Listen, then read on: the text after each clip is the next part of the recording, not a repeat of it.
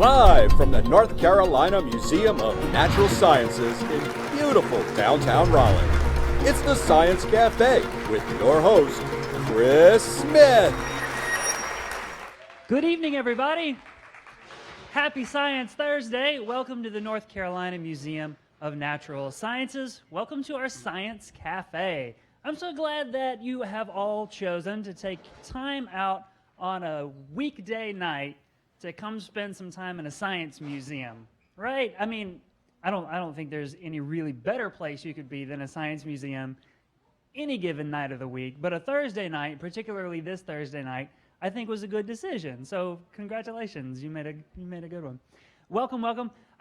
We do science cafes here every Thursday night. The first Thursday night of every month is our science trivia. Get your friends, get your family, come out, get a team, and compete for pretty awesome prizes against, we normally have like 100, 120 people come out for science trivia.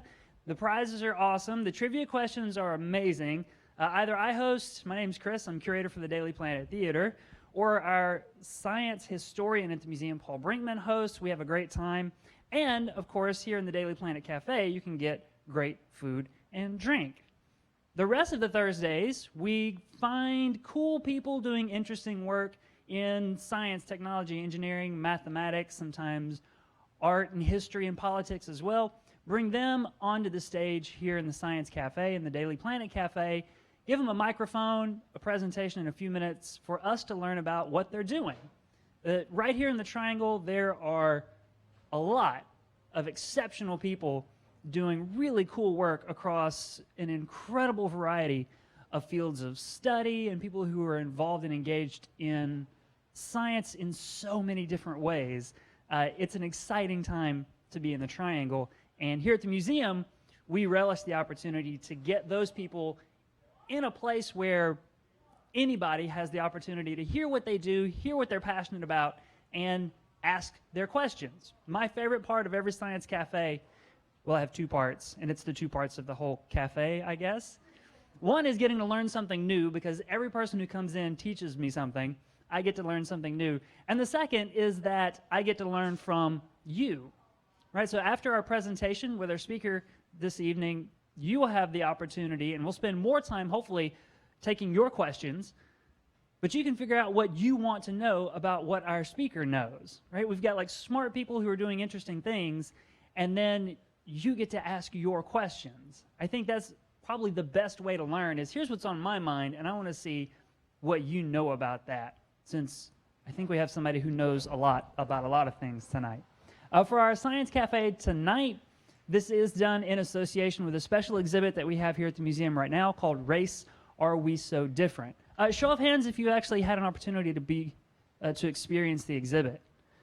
Fabulous. I think that's almost everybody. If you haven't, absolutely come back. It's free. All you have to do is get a ticket at the box office, but it's a free ticket just so that we know that you came to the museum.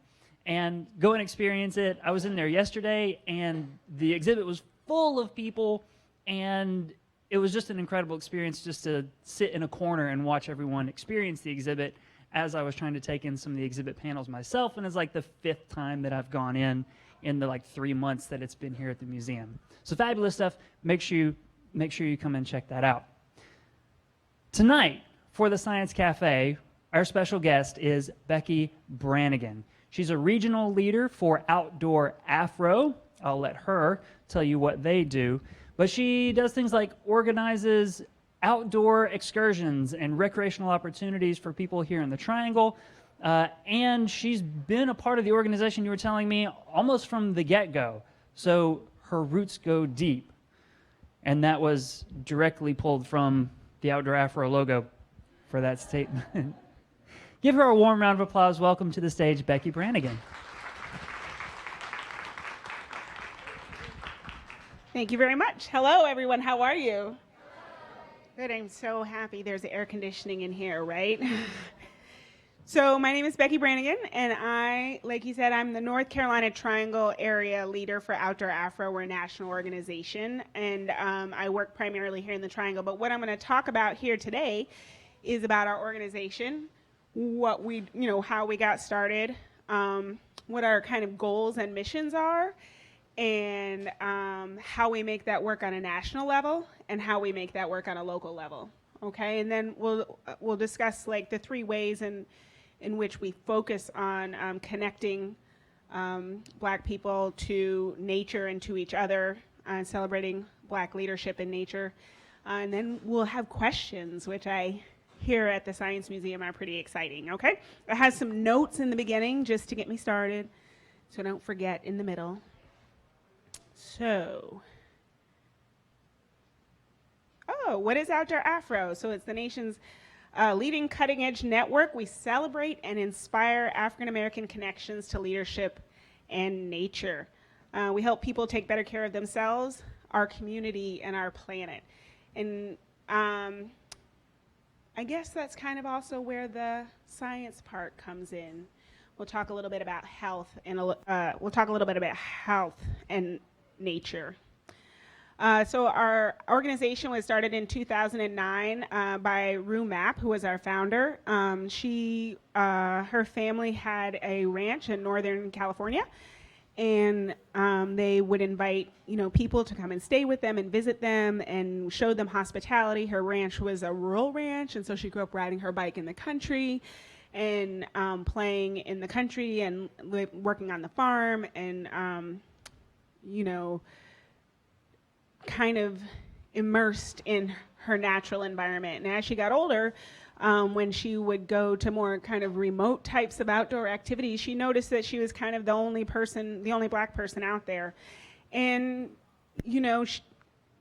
we all in any given situation might think we're the only person that does anything at all, right? And we might just believe that, but instead she decided that she was going to put a call out and kind of say, really, am I the only person out here who likes this, the only Black person who likes to go play outside? So she started a blog and, kind of a call into the universe. Is there anybody out there? And she just got a whole, thousands of people were like, I'm here. And so pretty soon it became apparent that people wanted more than just to connect on the internet. They wanted to have a real in-person kind of experience. So she put out another call to all the people that were on her blog, that had been talking to her and listening to her and communicating with each other. Does anybody want to be a leader? Does anybody want to lead activities in your region? And of course, I was like, let me. And so she, there were about 13 or 14 of us, and we all got together and we trained in California, and we came back to our prospective states and started leading activities. And that's kind of how we got started. And we started leading activities probably in about 2012. So these are some images here of our leadership. Our leadership started with about 12 or 13 folks. We now have about 60 leaders in about 28, almost 30 states across the country. And the real amazing thing for me was just in anything that you do, your hobbies or activities, that when you can find people like you that are just as passionate about what you're passionate about, it's really like finding that second home away from home. I was like, I'm going to be honest, I was kind of like the nerdy kid, and I found my nerdy posse, right? All the people just like me that were giddy over bugs and trees and hiking and backpacking, and none of us, were experts. I'm probably a rarity in the leadership in that I actually have formal training and education in outdoor recreation. I have a degree in outdoor recreation, which is not what I get to do for my day job, but this is how I get to meet that need. But all of these people, mostly professionals, we have, lawyers and teachers and, business owners, all kinds of people who also have a passion for the outdoors, and they answered that call and helped us to grow to where we are today. So that's the leadership team. And really what we try to do is we try to make some connections. We try to make connections specifically in 3 ways: connections to each other, connections to our history, connections to nature. Connections to each other. So, like I said before, Rue Mapp at one time thought she didn't think she was the only person, but she wondered, right? Because when she would go out on the trail, she would go out hiking, she didn't see other Black people doing those activities. And so one of the things we do is, when I started Outdoor Afro here in North Carolina, I realized that so many of the people that come to our events already like to do whatever it is that we have on tap, or already like to do other kinds of outdoor things, and they don't want to do it by themselves, or they don't want to be the only Black person at the campground or at the kayak place, or at the hiking trail. And so by joining in this group, they're able to do these activities that they love to do, that maybe they did with their family and they don't live near their family and can't do it with them anymore. And so we're able to make those connections. Oops, let me go back one.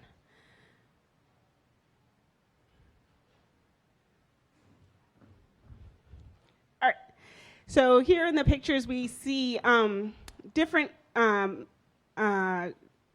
groups or different ways that people are making connections with each other in nature.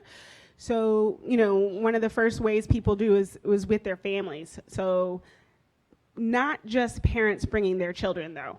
We have adults bringing their parents, bringing their grandparents on kayaking trips or fishing trips or hiking trips. We have parents bringing their children. And a lot of times, parents might have grown up fishing, but now they have that opportunity, if we do an activity where we can get the equipment supplied, where they can pass that on to their child.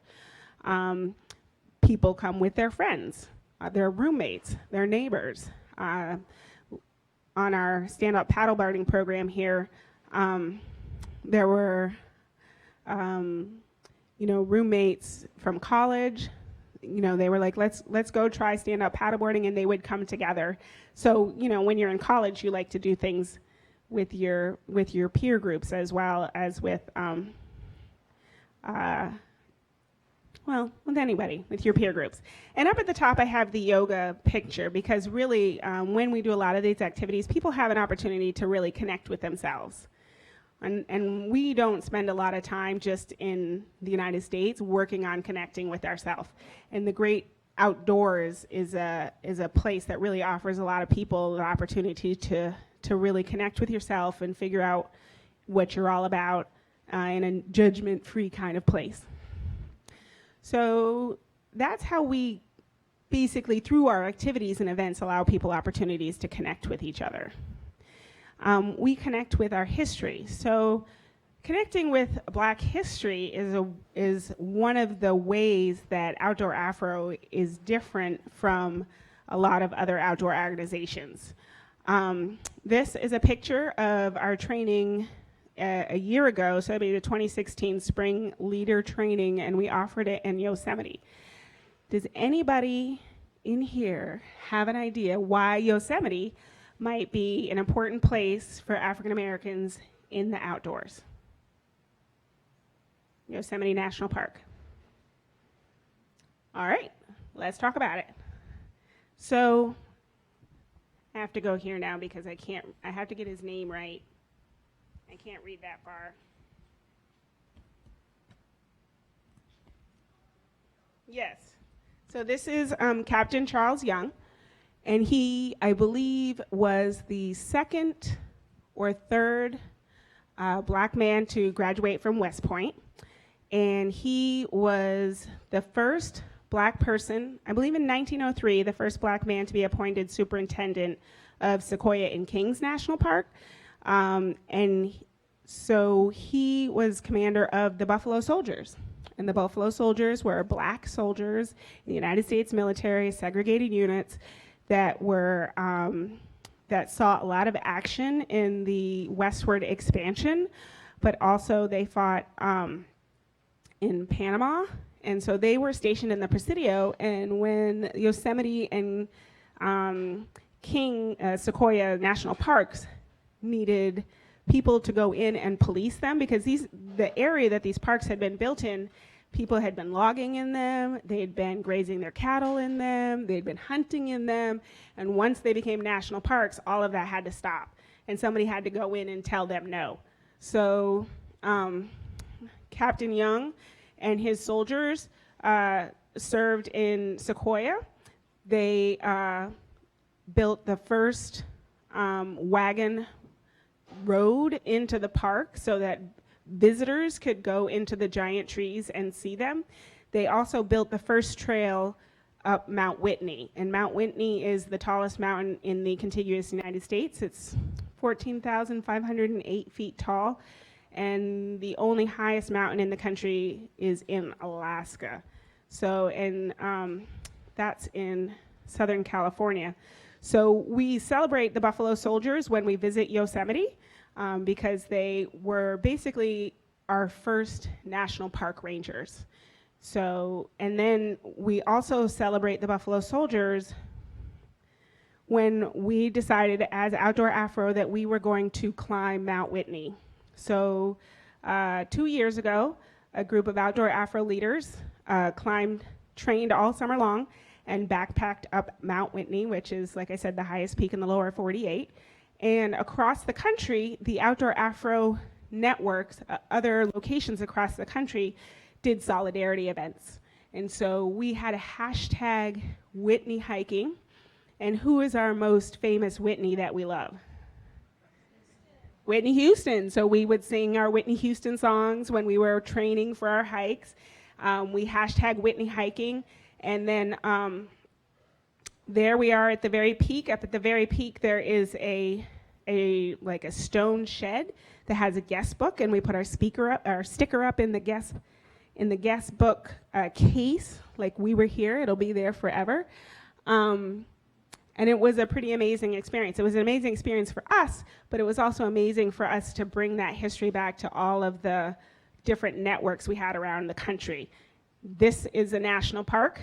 It was the trail up that we were climbing up was built by Black soldiers. This is your place. You visit this place, honor these people. This is your, and ultimately for me, what I like to say, this is your tax dollars. You paid for this park. You should go there and enjoy it. In particular, Mount Whitney is a challenge. So if you decide to go there, there are certain things you want to make sure you do so you stay healthy. It was a 3-day trip. Who's our next person? So who is this?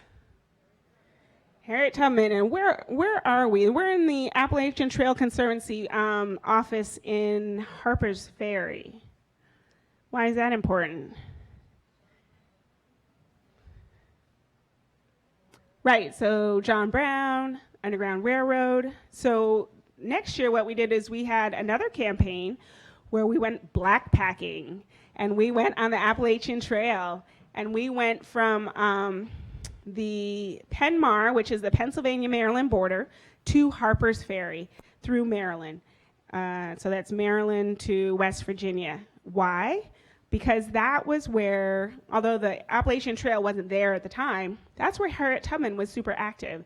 And Maryland was her home, and she would take people through, Virginia, West Virginia, up to Maryland, and once they hit that Pennsylvania-Maryland line, that was freedom. Okay, and so that's how we honored Harriet Tubman. And of course, once again, all of our networks across the country, had solidarity hikes. And while many of them didn't go backpacking, they went hiking, they talked about Harriet Tubman. Outdoor Afro, we kind of consider Harriet Tubman our original Outdoor Afro. I mean, she had to be able to navigate by the stars. She was a botanist. She was a group leader, right? She spent a good chunk of her time outside. And so she had a lot of wilderness knowledge and used that knowledge to bring people to freedom. So we were honored to follow in her footsteps and do the same as she did in terms of, taking that hike 4 days in Maryland from Harper's Ferry, Penn Mar to Harper's Ferry. I just want to show in the corner, a lot of us trained. We learned how to, you can buy commercial backpacking food. People dried their own food. One of our participants dehydrated, black-eyed peas and greens, and hot sauce. So it's not like, and the rest of us were impressed. We were like, that's black packing food. And so that was pretty amazing. And so, but once again, we had a group of people, and by doing this hike, the Appalachian Trail Conservancy was thrilled to have us. They supported us. We have national sponsors who are very supportive, but by using social media, we were able to engage way more than just the participants. All the other networks across the country were doing a similar thing. And so our African American history, Black history in the United States, was allowed us to have a conduit into enjoying time in nature, in the outdoors. Because once again, this is our space, right? So this year, this trip, which should be, I think it's early October.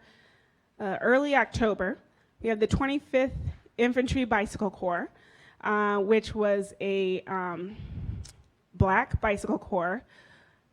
And what they did, oops, that was the button I wasn't supposed to press.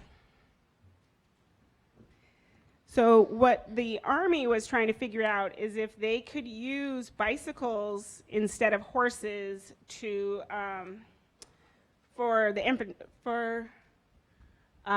it says infantry. So for the infantry, if they could mount soldiers on bicycles and go cross country.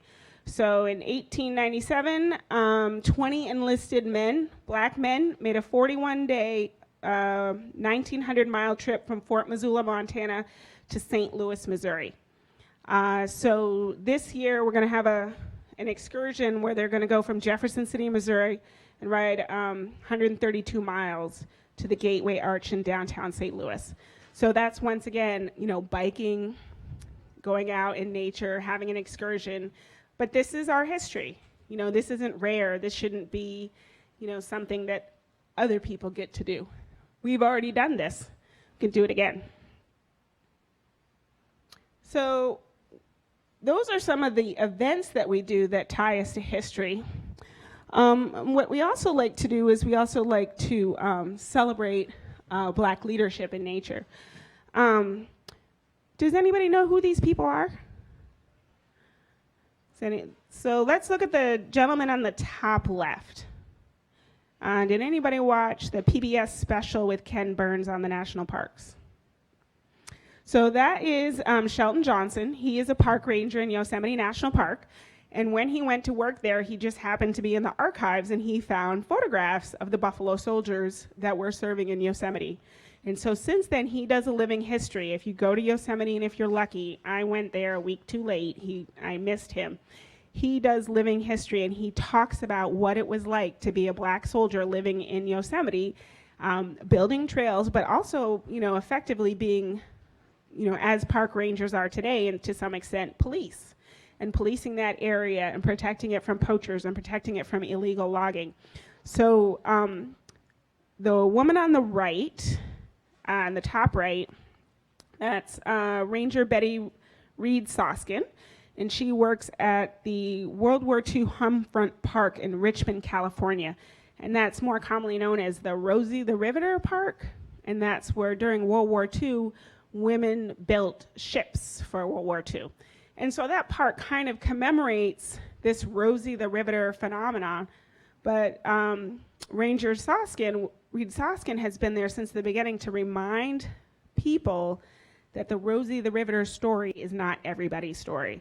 So the Rosie the Riveter story is basically about, American housewives leaving their home and going into the workplace and contributing into the war. And so it was this thing about women in the workplace. And she's like, remember, Black women have always been in the workplace.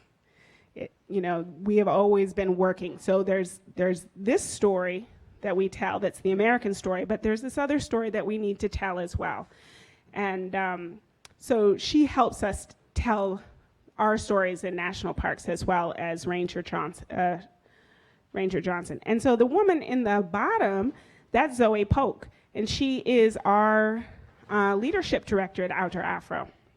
And I just put her picture in there to kind of give people an idea about how you all and we can make a difference in our national parks and in our public spaces.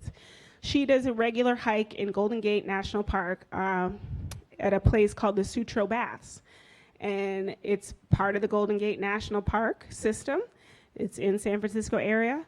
And the displays and everything talk about the baths. It was this beautiful baths, and they were on the ocean and whatever. But what they don't say is that that location was the first civil rights test case for desegregation. So California had a law, you were not allowed to be segregated, but people did segregate. And so they challenged that law, and they won. I think it was like 1897. But that information is not on any display at the park. And through her advocacy and her taking outdoor Afros there and asking at the gift shop, and outdoor Afros going there by themselves and asking at the gift shop, last year they were like, you're right, we need to include this story, and now they have that story prominently located at the park. But that doesn't require, that's your regular citizen action. And all around the country, and even here in North Carolina, there are stories like that that need to be included in the national picture, and you can help make sure those stories get told as well. All right, so here in North Carolina, yay! Do you see yourself? So that's kind of how we do nationally, but we do very similar things. We engage in these national campaigns on the local level, but on the local level, we do all kinds of local things. The top picture on the left, we were visiting for Black History Month. We went to Horton Grove. Have anybody been there? Yep, so that's a piece of property that's owned by the Triangle Land Conservancy. It's attached to the, it's actually adjacent to the Stagville Plantation, thank you. And we like to hike on that property. That property was, worked formerly by enslaved people, but the Triangle Land Conservancy has made particular effort to name the trails in that property for the families of the enslaved people that used to work there. And so we walk that property. It's beautiful hiking, and we partner with the Triangle Land Conservancy on a number of projects. On the bottom last year, we went to hike in the Great Smoky Mountain National Park, and with the superintendent of the Smokies. His name is Cassius Cash, and he's the first Black superintendent of the Smokies, and he's a great guy. The other two folks on the screen down on the left is Kelly Darden. He's with the North Carolina Wildlife Federation, and Joyce Shepard is with Trouts Unlimited in North Carolina. So these are folks that are doing work here in North Carolina, so we don't have to, we have lots of expertise and experience here in the state. And then just last, all of these things, our history and our connections with each other help us make those connections to nature. That picture right there, does anybody know where that picture was? That's the Duke Gardens. The Duke Gardens are beautiful, and they're free and open to the public. And we go there, we've done healing hikes there. When what's going on in the media, what's going on in the world gets a little rough, and you can step out of and it's not very far away. It's kind of in the middle of town, but it's a great oasis. You could take time with people and relax and let nature help soothe some of what's been challenging in today's world. So see, these are some of the things that we do: some conservation, just recreation, celebrating our history, that's Horton Grove, and then planning for our future. And then this is this year's leadership group. So we're on OutdoorAfro.com in North Carolina. It's a meetup, is how we do activities, but our campaign is at OutdoorAfro.com. We have a Facebook, and we would just, love to have people join us, but also, a big, huge chunk of what we do is through social media and ending that paradigm that Black people don't recreate outside or don't. So we have a huge social media presence. So when you go outside, tag us, tag Outdoor Afro, or post your pictures on the Facebook. You don't have to be doing an Outdoor Afro event, but this is how we tell the world that we're here, we've always been here, and it's not true that we don't like to play outside. Thank you very much. Thank you very much. Fantastic stuff. Thank you. I love it. So yeah, this is the part where you get to ask the questions. So if you have questions, raise your hand. I have a microphone, and then Katie there in the back has a microphone. We'll come to you. She's got one for you right there. And then, so let us get to you with a microphone first. That way everybody in the room can hear, and the people who might be watching at home online can hear your questions as well. And then every now and then just flag us down so that we know who's got the questions and where we need to get with the microphones. Okay, hi. I'm sorry I came in late, but I work for a state organization whose mission is to promote outdoor recreation, education, and conservation. So I was really excited to see the piece that you all had about conservation. And yes, at this agency, I'm constantly frustrated by the fact that the agency seems not to be able to find people of color who enjoy outdoor recreational activities.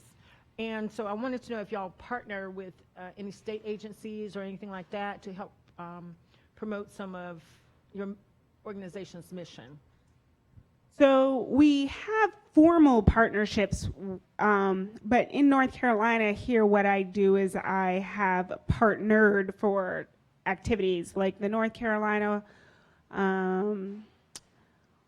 the people who do the fishing licenses. That's it. So we did a fishing program down in Lake Raleigh, and they brought the bait and the fishing poles, and people had a really great time, and we just brought the people. And so yes. Okay. And the thing is, it's me in North Carolina, so I'm trying to get to all the people. Well, we have a network in Charlotte, but it's me right here. But we love to, take advantage of those resources that folks have available. I'd love to talk to you about that some more. Sure. And also, I wanted to know if y'all have any programs specifically geared towards youth, if you sponsor programs just for young people. So we do not, and the reason is that we, a lot of the program that we do, like if the family comes in, then it's more likely to continue when the family comes out. When the family they could do it on their own. So we don't have like child or youth emphasized events, but if families want to come, kids have to come with an adult. But anybody is more than welcome to come to any of our events. And if you as Rue likes to say, you don't have to have an Afro to be an outdoor Afro. So anybody who wants to come and celebrate and inspire connections, Black connections to nature is welcome to attend. Mm-hmm. Our agency does promote those kinds of activities for youth, like fishing programs, arrow hunting, different things like that. So I really want to promote that in the African American community and make people aware that these services are available. I think one reason why they're not taking advantage of it is because people just don't know about us. Mm-hmm. And so, we're making efforts to make sure that the public is aware. So I'd really like to talk to you all some more about maybe some partnerships that we could promote. Thank you. Yeah. This is great, and I've actually been following Outdoor Afro and for many years. I'm an ecologist. I do, nature education, things like that. So one question I'm curious about is whether you're also engaging in any citizen science along with these activities, because you have as ways to actually engage in making observations, looking at things like climate change, other things, and that's kind of my area of research as well. So I'm curious if you're doing that and if you're interested in increasing that kind of activity along with just exploring the outdoors. So we do in a kind of not very formal way. It's a more informal way. So for example, when we went canoeing on Lake Jordan a couple years, it was quite a few years ago, but we were talking about while we were on Lake Jordan, the coal ash spills. Just as a matter of this is clean water, we like to play in it. How can we keep it that way? And what kind of advocacy will we need to do to ensure that our recreation areas stay clean and that we can use them? Or even our waterways, period, because we drink the water out of Jordan, right? So we don't do as formal citizen science, but definitely conservation and science comes up because and that's part of it. When you enjoy an outdoor space, you want to make sure that you can enjoy it again, and you want to bring your friends and you want to bring your family. And so it's, inherently conservation is an underlying issue that we talk about. On the top end, our leaders all across the country have different interests. And those interests are going to be more of a focus of that leader. So we have a leader in California, we had at one time, who would do a tarantula hike, because that was his thing, right? And lots of people would come, and they would let tarantulas crawl on them, and the whole 9 yards. That's not my thing. When we went to the Smokies, we did a night hike. We would go in June, and we would see the synchronous fireflies.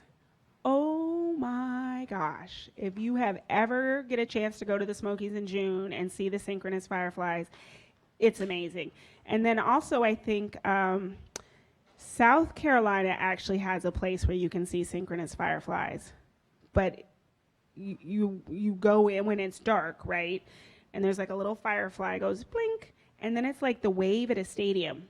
It's like all of them blink, blink, blink, blink, blink, blink. They all go out. It's dark. And then somebody goes blink. It's just mind-boggling. And we saw glowworms.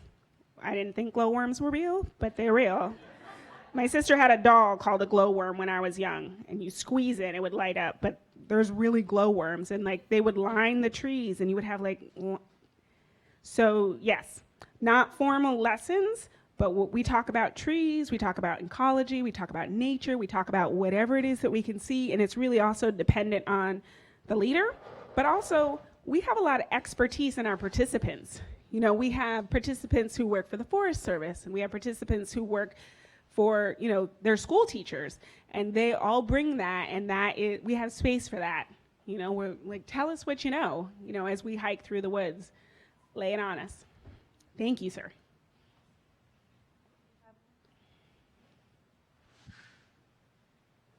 Thank you. I have two questions. The first one is, has the group ever gone to Hammock State Park? That's down, it's in the eastern part of North Carolina, and it used to be it was owned by North Carolina public school teachers who were African American. And so Hammock State Park, you have to take a little ferry over, and you go from Swansea.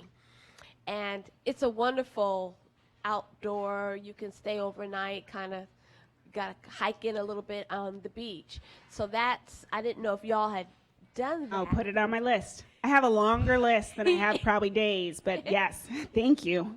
And the second question I had was, could you elaborate more on some of the health activities? You showed the yoga slide. Are there other things that you do directed toward promoting healthy or healthful behaviors? So, yes, we have a campaign in the Christmas holiday season, like between Thanksgiving and Thanksgiving and maybe New Year's, healthful holidays, where when we do our outdoor activities and our hikes and whatever, we talk about, this is the time of year where people get more and more sedentary. Like here in North Carolina, we're lucky because we don't really get winter till January, right? Maybe. But, in other parts of the country, people struggle to get outside. So we definitely do that kind of thing. We also, and while we don't kind of preach about it in our activities, there is a tremendous amount of research that we know that is used to be more intuitive about the healthful benefits of being outside, especially for African American communities, what it does for your blood pressure, what it does for your cortisol levels, which are your fight or flight hormones which can affect heart disease, high blood pressure, diabetes, and a lot of these things can be helped by spending time in green space. And you don't really even have to do anything in particular, but like walk in green space. So there's a lot of research about that we know about. We might talk about it, but just by providing that walk in green space, provides that therapeutic opportunity. And we encourage people to go out. I mean, here in this area, there are so many places that are not far away. I live in Cary. At the end of my street is Umstead. So when I hike in Umstead, I like to take the entrance into Umstead that is on Harrison Avenue off 40, because when I went to the website, the first time I went there, they said that was the segregated entrance to Umstead. It just so happens to be the entrance that's by my house. but I feel like I can honor that space. That's a company mill trail over there. And we come in Glenwood because the trails are less challenging, so we'll do more beginner hikes on the Glenwood side. The more challenging hikes are on the Cary side. But that park put that on their website, right? If that park hadn't put that there, nobody would know. And then I'm from New York, so this segregation thing, I can talk, learn about it academically, but to go there and see that and feel that, and a lot of people from that live in the Triangle are not from here, right? And so they're learning about that as well. And we talk about it briefly whenever we go in that entrance. Hi, I wanted to tell you, first of all, thank you. I'm really excited about what you're creating. This is something that I've thirsted for a long time. I have a question, but I just want to kind of get my feedback and comments and gratitude to you. So for me, as an African American, it's very significant when I go out. I love to be in an outdoor space because it nourishes me and it puts me in my flow when I observe nature in its flow. And so seeing other faces that look like mine makes me feel like I'm with my tribe. So it gives me a sense of connection to others as I'm connecting to myself during that whole process. So there's a lot that's going on. It's play, it's connection, it's nourishment. So again, I want to thank you for that. And so with that, the other part, as I was dashing from Burlington, that's where I work, but I live in Durham, dashing from work to get here, and I was telling some of my friends who couldn't make it, oh, I'm really excited about this presentation. Let me tell you what they're going to be talking about, because I heard you on NPR. I already knew, but I heard you on NPR, so that just got me even more fueled. And so this topic that you've introduced has connected dots, because this is a conversation I've had amongst my friends. Well, when I'm with some of my other people out in nature, where are we? Because nature is secondary to African Americans. This is a reconnect, okay? This isn't an introduction. And so I saw where you were like, okay, disconnect in Jim Crow. And so I'm 44, all right? So I'm not a child of the segregation era, but my parents are. I'm African American. I've had my experiences and encounters with racism. So with that said, I'm getting ready to segue into, okay, so what is this disconnect about? Because it's secondary to us. And I was talking to a friend, and I thought about the sundown towns, when my elders had to move through these towns and be in place by sundown, because that meant their life, potentially. Okay, and so I'm thinking that maybe over a period of time, and I would like your feedback once I hush, maybe this is kind of that mindset of limited mobility, because being out in the open for my grandparents, elders, meant that you were a target, okay? Not even that you were harassed, but a potential loss of life, you know? And so, let me see if there's any other points I wrote down that didn't miss. So yeah, I guess two questions with that. One, like I said, with the sundown town, that era. Two, I had to think back to other areas that I've traveled, okay? And I feel like as an African American, I can't move about. One being when I was in Kentucky. You know, I was telling a white coworker of mine, she's 67, I'm 44. And so I was commenting about it, and she was like, well, I don't understand. Why don't you just get in the car and ride around? I was like, are you kidding me? It's Kentucky. That's just not something I don't think I'm comfortable doing, or even West Virginia. And she was like, well, you know, look, I'm white, I'm 67, I don't get it. I said, I'm not trying to, you don't have to connect with it, but I'm just trying to help you understand what my line of thinking is. So even when I'm out and I'm somewhere new, I'm telling you that I have to really, I'm still conscious of what does it mean if I go out? Because I've had it where I was in West Virginia, we went out and I stepped out the car and this gentleman looked at us like there was a horn in the middle of my forehead. So it was an implied sense of threat, okay? Nothing was said, but the body language is very clear. I don't see people like you around here. I don't want you around here, and you need to get moving very quickly. So I just wanted to interject that, ask you at the same time, do you think that's what's contributed to that? And then the second part, when you guys are going to all these fabulous places, I'm curious to see what is the response to see such a large number of African Americans in a space that you traditionally don't. Because I know what it means for me. All right, I'm done. Thank you. We definitely recognize, that there is historically been a safety issue. Like, I don't know how many of you folks heard the radio interview we did yesterday. Rue Mapp, our founder, was on the interview with me from California. And, there are definitely places, especially in the South and maybe even in the Pacific Northwest, where going in the woods was, you didn't go in the woods per se, but you might have been taken into the woods. Okay? So we definitely recognize that. But at the same time, and here I am in North Carolina and in the rural South, there are still thousands of Black people that hunt and fish and farm, which is nature in the South, outdoors. So it's kind of, interestingly enough though, although they hunt and fish and farm outdoors and they have that connection to nature, it might not click because it's not like formal recreation, but it's there and it's always been there. So we do recognize that sometimes, for some people, even historically, I'm around your age and my parents' generation is that generation of Jim Crow, right? My mom was born in the 1940s. The Civil Rights Act was 60-something, 64, 68, okay? So that's one generation. I have leaders, one of my leaders was saying her grandmother would take her to this park and she would take her to this place called Watermelon Hill. But that's because when her grandmother grew up, that was the place where Black people were allowed to go. And even though that segregation was over, that's the place she felt safe. And so that's the place she went. So we recognize that. But we also recognize that, and me personally especially, is that there's this definition of what the outdoors is that we didn't get to define. Okay, so when people say, "What, you don't go outdoors?" Well, maybe I don't go to Yosemite, but I'm at my local park every day after school with all the kids, or I'm at my city park or at my state park, or I'm gardening in the backyard with my grandma or my grandchildren, right?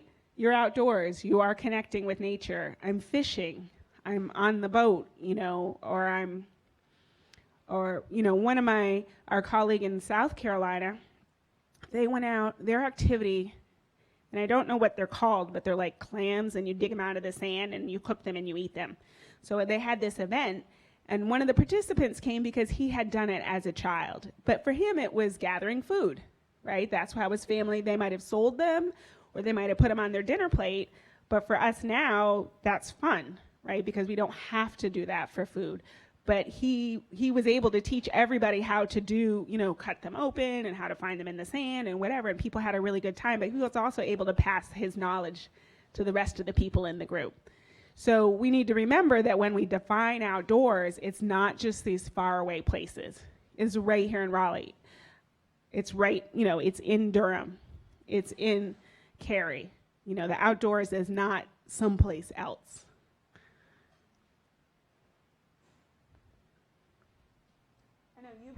Trying to ask a question for a long time. Hello, yes.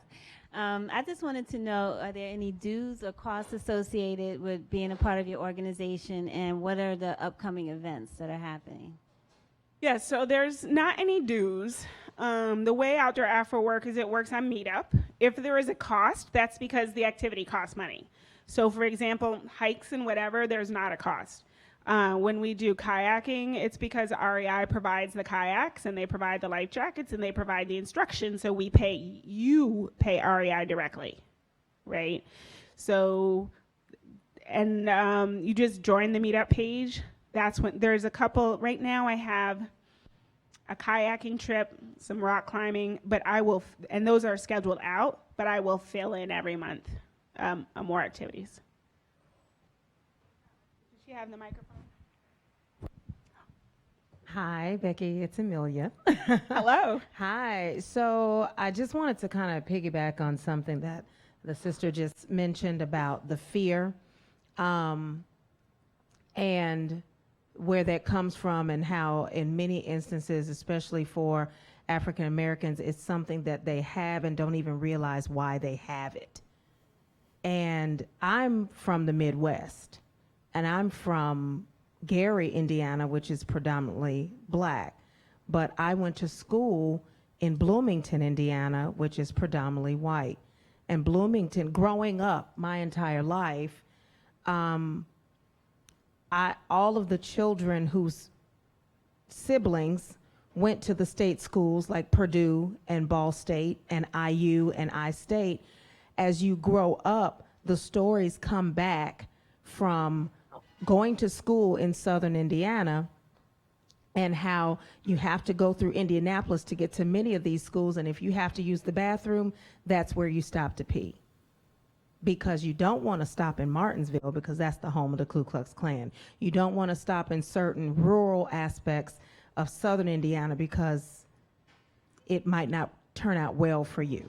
So the experience that you had in West Virginia, I think everyone in this room can relate to that moment where you get out of a car and you're gripped by fear because you know your presence is foreign to others.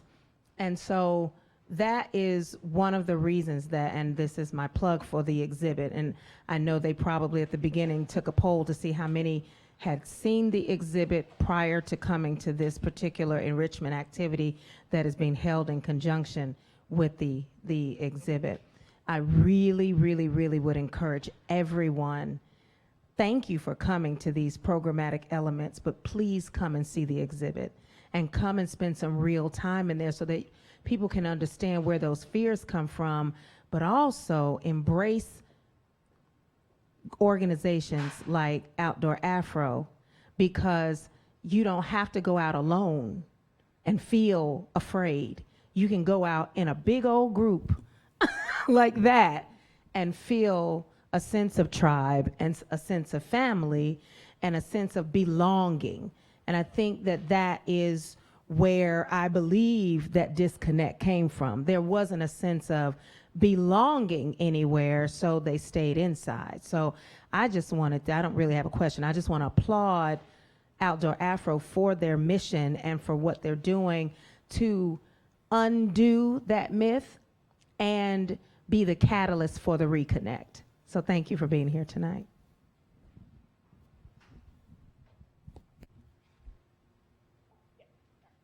Hi, my name is Maya Sinclair, and I'm 19 years old, and I work for Raleigh Parks and Recreation. And me and my family, we grew up in, well, me and my sister grew up in Southwest Virginia, in Roanoke, Virginia. And if anyone's ever been there, they know that it's very well known for its mountains. So we kind of grew up hiking, and my mother always put us in summer camp. So we learned how to hunt and fish and do archery and all that kinds of stuff. So we moved here to Raleigh about a year ago, and one of the things I noticed is that I couldn't find a good hiking trail around here. So do you have any recommendations for a good place to take a walk? Sure. So there's taking a walk, and then there's hiking. So Raleigh, the city of Raleigh has about, I think, something like 60 miles of paved greenway, right? So you can go to Raleigh website, Raleigh's Parks and Recreation, and there's a map. And the Raleigh Park, the Raleigh Greenway is attached to Umstead State Park, Falls Lake, and you could, eventually you'll be able to walk from North Raleigh through Cary to the bottom of the Tobacco Trail and all the way up to Durham. They're working on a connect. But you can also go to ncparks.gov, which is North Carolina State Parks, and there's a whole list of parks, and there's a page where it will list all the activities and have little dots next to what's offered at what park, and every park you can pull up and download and print their trail maps. So Umstead is right here in the middle of town between all of us, and there's lots of good trails in Umstead. There is the Eno River State Park in Durham. We go there a lot. One place I haven't been to that I'll be going to soon is Raven Rock, which is south of Raleigh, and apparently you can get some nice views, some altitude at Raven Rock. Like around here it's kind of flat, but you can get up high and you get some good views. So I would check the state parks and city parks websites, and those where your trail maps will be. And Uwharrie is a national forest, and then if you want to go overnight backpacking, you can go in Uwharrie, but you can also overnight backpack in Eno. ncwildlife.org. Birding, yes.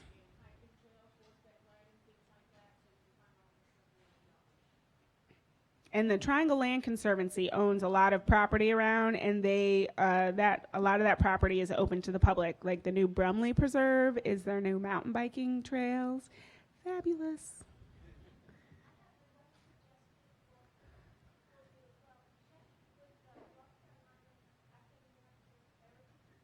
North Carolina African American Heritage Commission.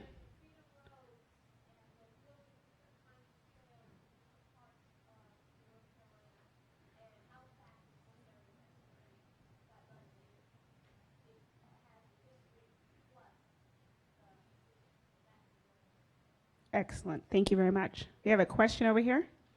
And this is going to be our last one of the night. Okay, I'm trying to make it short. I'm not known for that.